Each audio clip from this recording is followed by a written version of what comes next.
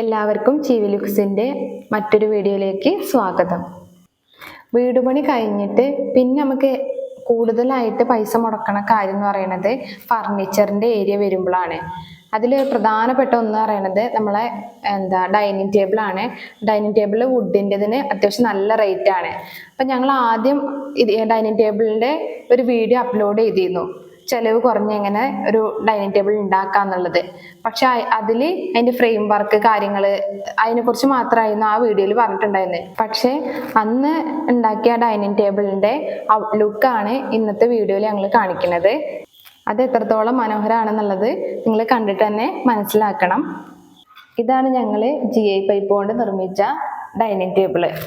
ഇനി ഇതിന് എത്ര റേറ്റ് ആയി എന്നുള്ളതാണ് നിങ്ങളുടെ മുന്നിൽ പറയാൻ പോണത്. ഇപ്പം ഈ ഗ്ലാസ് എന്ന് പറയുന്നത് 5:3 ഗ്ലാസ് ആണ്. ഇതിനിപ്പോൾ 2400 രൂപയാണ് ഗ്ലാസ്സിനായിട്ടുള്ളത്. പിന്നെ ഈ ഫ്രെയിം വർക്കിന് വന്നിട്ടുള്ളത്, കമ്പിക്ക് വന്നിട്ടുള്ളത് 1500 രൂപയും പിന്നെ പണിക്കാരന് 1200 ആണ് വന്നിട്ടുള്ളത്. പിന്നെ ഈ പെയിന്റിങ്ങിനാണെങ്കിൽ ഒരു 300 രൂപയും റേറ്റ് വന്നിട്ടുള്ളത്. ടോട്ടല് അറിയണത് 5400 രൂപയാണ് ഗ്ലാസ് അടക്കം ഈ ഒരു ഡൈനിങ് ടേബിളിൽ വന്നത്. പക്ഷേ ഡൈനിങ് ടേബിളിൽ മാത്രമല്ല, പിന്നെ ഇതിൻ്റെ ഇടയ്ക്ക് ഒരു ബെഞ്ച് കൂടി ഉണ്ട് കേട്ടോ.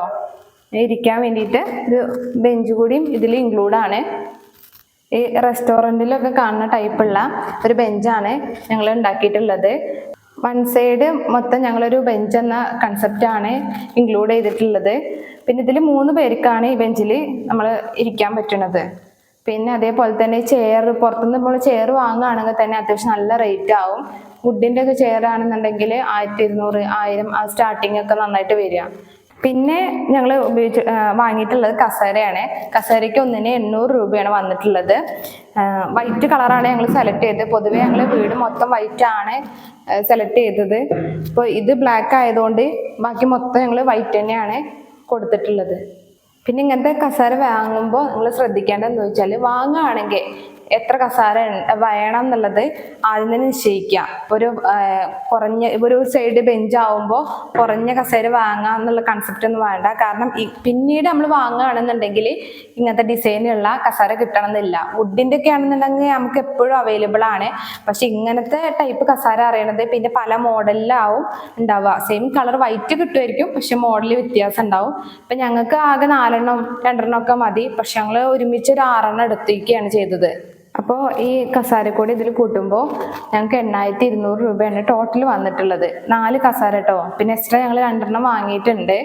പിന്നെ എന്താ വെച്ചാൽ വുഡിൻ്റെ ഒക്കെ നിങ്ങൾക്ക് തന്നെ ആലോചിച്ചാൽ അറിയാം, വുഡിൻ്റെ ഒക്കെ വാങ്ങുമ്പോൾ ഈ ഒരു ഡൈനിങ് ടേബിൾ മാത്രം സ്റ്റാർട്ടിങ്ങിന് 10000 ആണ് സ്റ്റാർട്ടിങ്. അത് ഏറ്റവും ചെറുതിന് ഞങ്ങൾ പോയ സമയത്ത് 10000 സ്റ്റാർട്ടിങ്ങിൽ തന്നാൽ നമുക്ക് വാങ്ങാൻ കഴിയില്ല. കാരണം ഏറ്റവും ചെറുതാണ്, അധികം ആൾക്കാരെ ഇരിക്കാനും കഴിയാത്തതാണ്. പിന്നെ കസേരയ്ക്കാണെങ്കിലും 1000 ആണ് സ്റ്റാർട്ടിങ്. അപ്പോൾ ഒന്ന് ആലോചിച്ച് നോക്കാം എത്ര റേറ്റ് വരുന്നുണ്ട്. ഡൈനിങ് ടേബിളിൽ മാത്രമായിട്ട് നമുക്ക് ഡൈനിങ് ടേബിളും കസേര കൂടി എത്ര റേറ്റ് വരുന്നുണ്ട് എന്ന് നോക്കുക. അപ്പോൾ ഒന്നാമത് വീട് പണി കഴിഞ്ഞ് കഴിഞ്ഞാൽ നമുക്കിതിനുള്ളിലുള്ള സാധനങ്ങൾ വാങ്ങാനൊക്കെ ആരുടെടുത്തും കയ്യിൽ പൈസ അപ്പോൾ ഉണ്ടാവണമെന്നില്ല. അപ്പം ഇങ്ങനത്തെ ചിലവ് കുറഞ്ഞ മാർഗങ്ങളൊക്കെ നോക്കുകയാണെന്നുണ്ടെങ്കിൽ ഒരുപാട് പൈസ നമുക്ക് ലാഭിക്കാനായിട്ട് നമുക്ക് സാധിക്കും.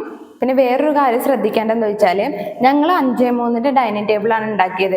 അത് വേറെ ഒന്നുകൊണ്ടൊന്നല്ല, ഒന്നാമത് സ്പേസ് പോവും ആ ഒരു ഇതുകൊണ്ട് മാത്രമാണ്. കൂടുതൽ പേരും 6:5 ആണ് ഡൈനിങ് ടേബിൾ ഉണ്ടാക്കൽ. വാങ്ങുകയാണെങ്കിലും അത്യാവശ്യം നല്ല വലിപ്പമുള്ള ഡൈനിങ് ടേബിളാണ് എല്ലാവരും, മിക്ക പേരും ഞാൻ കണ്ടിടത്തോളം വാങ്ങാൻ ശ്രമിക്കുന്നതും അതുതന്നെയാണ്.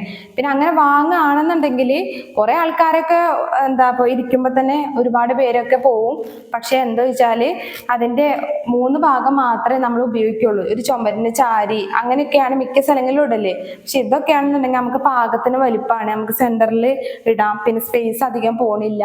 അപ്പൊ ആ കാര്യങ്ങൾ കൂടി ശ്രദ്ധിക്കുക. കാരണം നമ്മളെ വീട് എത്രത്തോളം വലിപ്പമുണ്ട് അതിനനുസരിച്ചുള്ള ഡൈനിങ് ടേബിൾ ഉണ്ടാക്കാവും ഏറ്റവും ബെറ്റർ ആയിട്ട് തോന്നുന്നത്. അപ്പോൾ ഞങ്ങളെ വീഡിയോ ഇഷ്ടമായിട്ടുണ്ടെന്നുണ്ടെങ്കിൽ ലൈക്ക് അടിക്കുക. പിന്നെ ഉപകാരപ്രദമാണെന്നുണ്ടെങ്കിൽ മറ്റുള്ളവർക്ക് ഷെയർ ചെയ്യുക. അപ്പോൾ ഞങ്ങളെ വീടിൻ്റെ പുതിയ വിശേഷങ്ങളായിട്ട് അടുത്ത വീഡിയോയിൽ കാണാം.